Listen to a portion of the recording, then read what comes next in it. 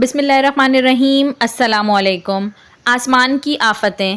خلیفہ ہارون الرشید عباسی خاندان کا 5واں خلیفہ تھا۔ عباسیوں نے طویل عرصے تک اسلامی دنیا پر حکومت کی، لیکن ان میں سے شہرت صرف ہارون الرشید کو نصیب ہوئی۔ ہارون الرشید کے دور میں ایک بار بہت بڑا قحط پڑ گیا۔ اس قحط کے اثرات سمرقند سے لے کر بغداد تک اور کوفہ سے لے کر مراکش تک ظاہر ہونے لگے۔ ہارون الرشید نے اس قحط سے نمٹنے کے لیے تمام تدبیریں آزما لیں۔ اس نے غلے کے گودام کھول دیے، ٹیکس معاف کر دیے، پوری سلطنت میں سرکاری لنگر خانے قائم کر دیے اور تمام امراء اور تاجروں کو متاثرین کی مدد کے لیے موبلائز کر دیا۔ لیکن اس کے باوجود عوام کے حالات ٹھیک نہ ہوئے۔ ایک رات ہارون الرشید شدید ٹینشن میں تھا، اسے نیند نہیں آ رہی تھی۔ ٹینشن کے اس عالم میں اس نے اپنے وزیر اعظم یحییٰ بن خالد کو طلب کیا۔ یحییٰ بن خالد ہارون الرشید کا استاد بھی تھا۔ اس نے بچپن سے بادشاہ کی تربیت کی تھی۔ ہارون الرشید نے یحییٰ خالد سے کہا، استاد محترم، آپ مجھے کوئی ایسی کہانی، کوئی ایسی داستان سنائیں جسے سن کر مجھے قرار آ جائے۔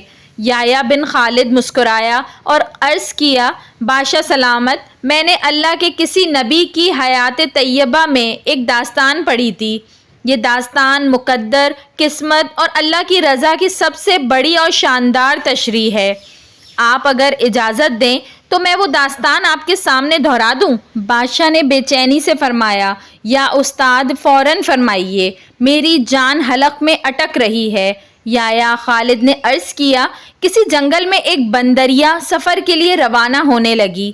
اس کا ایک بچہ تھا، وہ بچے کو ساتھ نہیں لے جا سکتی تھی، چنانچہ وہ شیر کے پاس گئی اور اس سے عرض کیا، جناب، آپ جنگل کے بادشاہ ہیں، میں سفر پر روانہ ہونے لگی ہوں، میری خواہش ہے آپ میرے بچے کی حفاظت اپنے ذمے لے لیں۔ شیر نے حامی بھر لی۔ بندریا نے اپنا بچہ شیر کے حوالے کر دیا۔ شیر نے بچہ اپنے کندھے پر بٹھا لیا۔ بندریا سفر پر روانہ ہو گئی۔ اب شیر روزانہ بندریا کے بچے کو کندھے پر بٹھاتا اور جنگل میں اپنے روزمرہ کے کام کرتا رہتا۔ ایک دن وہ جنگل میں گھوم رہا تھا کہ اچانک آسمان سے ایک چیل نے ڈائی لگائی۔ شیر کے قریب پہنچی، بندریا کا بچہ اٹھایا اور آسمان میں گم ہو گئی۔ شیر جنگل میں بھاگا دوڑا لیکن وہ چیل کو نہ پکڑ سکا۔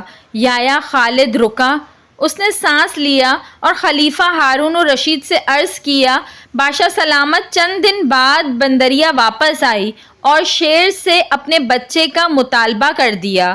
شیر نے شرمندگی سے جواب دیا، تمہارا بچہ تو چیل لے گئی ہے۔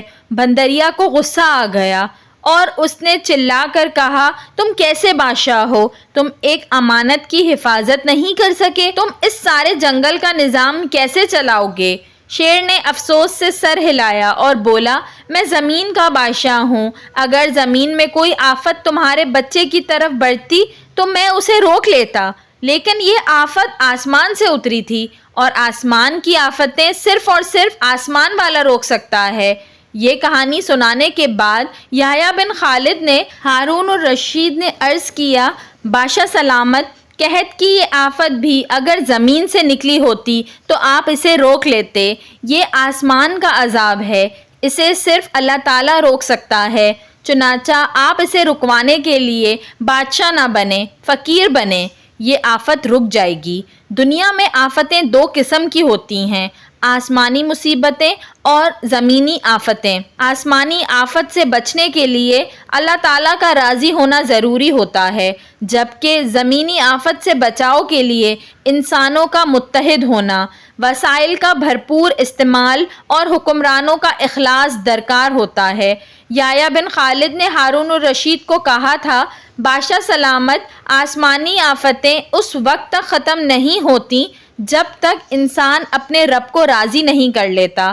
آپ اس آفت کا مقابلہ بادشاہ بن کر نہیں کر سکیں گے، چنانچہ آپ فقیر بن جائیے، اللہ کے حضور گر جائیے اس سے توبہ کیجیے، اس سے مدد مانگیے۔ دنیا کے تمام مسائل اور ان کے حل کے درمیان صرف اتنا فاصلہ ہوتا ہے جتنا ماتھے اور جانماز میں ہوتا ہے، لیکن افسوس ہم اپنے مسائل کے حل کے لیے 7 سمندر پار تو جا سکتے ہیں، لیکن ماتھے اور جانماز کے درمیان موجود چند انچ کا فاصلہ طے نہیں کر سکتے۔ ویڈیو پسند آئی ہو تو اس کو ضرور لائک کریے گا، اور ایسی مزید اچھی ویڈیوز دیکھنے کے لیے میرے چینل اردو کہانی گھر کو سبسکرائب کر لیجئے۔ Thanks for watching. اللہ حافظ۔